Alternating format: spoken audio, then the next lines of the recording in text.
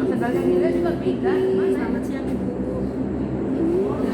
Ibu hanya minta bantuan tentang masalah yang kemukakan di BPK ini. Tolong Bu Ibu bisa bantu jawab. Ini pertanyaan Ibu yang pertama, yaitu mengapa anak kurang berminat dalam mengikuti pembelajaran di kelas?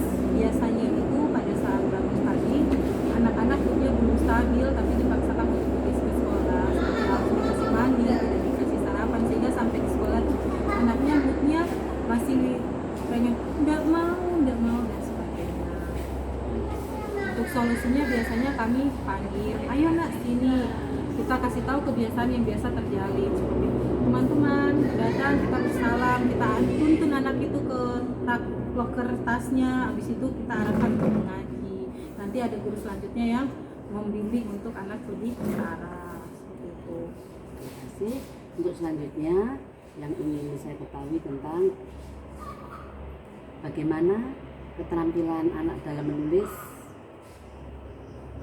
di sekolah ini masih kurang. Maksudnya apa penyebabnya dan bagaimana solusinya? Ya, pembiasaan, karena seharusnya anak-anak usia dini itu harusnya mereka sudah belajar bukan di sekolah saja, tapi pembiasaan dari rumah. Seperti mungkin di rumah orang tua mengenalkan seperti menyanyi, mengenal angka dan huruf, seperti itu huruf vokal.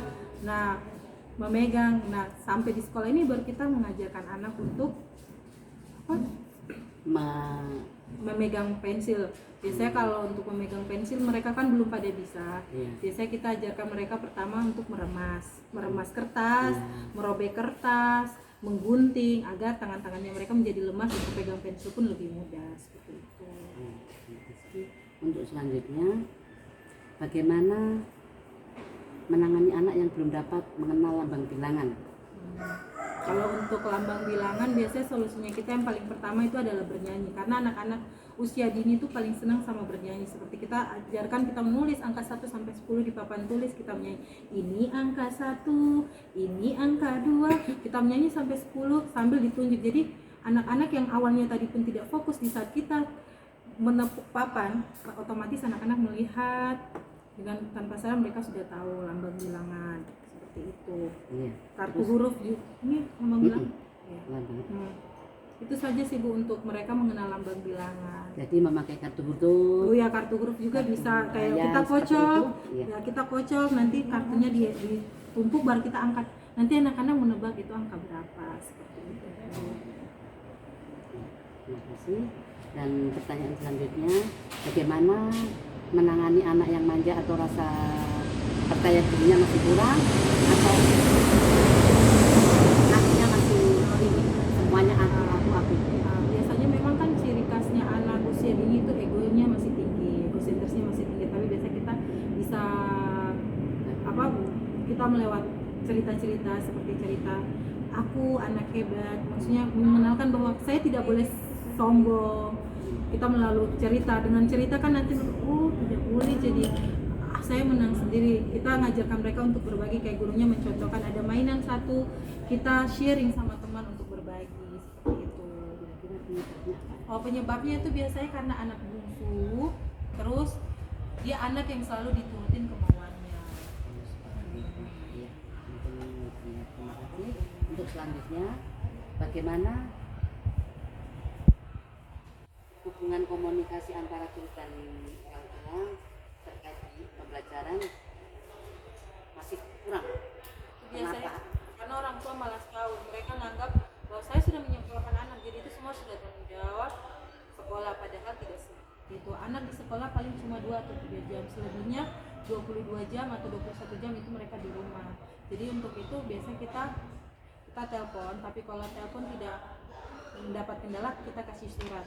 Kalau suratnya itu juga masih diabaikan, maka kita datang home visit ke rumah-rumah untuk agar terciptanya komunikasi yang baik antara guru dan orang tua. Iya. Untuk selanjutnya, mengapa guru belum mengoptimalkan pembelajaran inovasi di sekolah?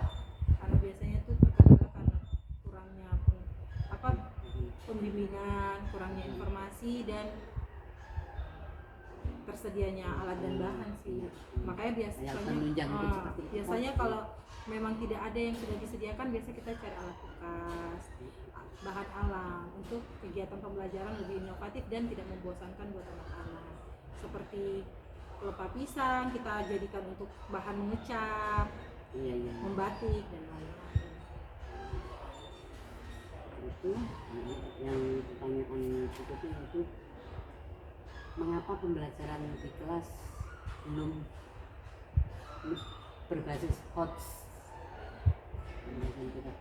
Sama saja seperti yang tadi yang tentang yang pertama itu, yang sebelum pertanyaan sebelumnya, bahwa memang karena kita kurangnya pengetahuan dan kurang tersedianya alat dan bahan. Seperti itu. Iya. Terus solusinya kira-kira bagaimana ya supaya? Solusinya ya gurunya harus aktif untuk mungkin ikut kegiatan seminar, diklat dan yang lain-lain. Selain itu juga kita coba mencari di internet. Untuk selanjutnya pertanyaan itu, guru dalam pembelajaran belum sepenuhnya menggunakan teknologi IT, penyebab dan solusinya kira-kira bagaimana? Kalau penyebabnya itu biasanya karena dari individu masing-masing yang belum mau belajar, faktor umur, dan mungkin sudah terbiasa selama ini mereka hanya menulis dan dari buku-buku. Padahal sekarang kan informasi banyak dari internet, mau tidak mau, suka tidak suka, kita guru harus mau belajar dan maju, karena perkembangan IT semakin hari semakin apa-apa kita butuhkan hanya dengan IT seperti itu. Jadi gurunya memang yang harus belajar, dan masalah belajar tidak pernah mengenal yang namanya usia, kapan dan gimana. Itu. Mungkin itu saja Dr. Kiki, pertanyaan itu mudah-mudahan bisa membantu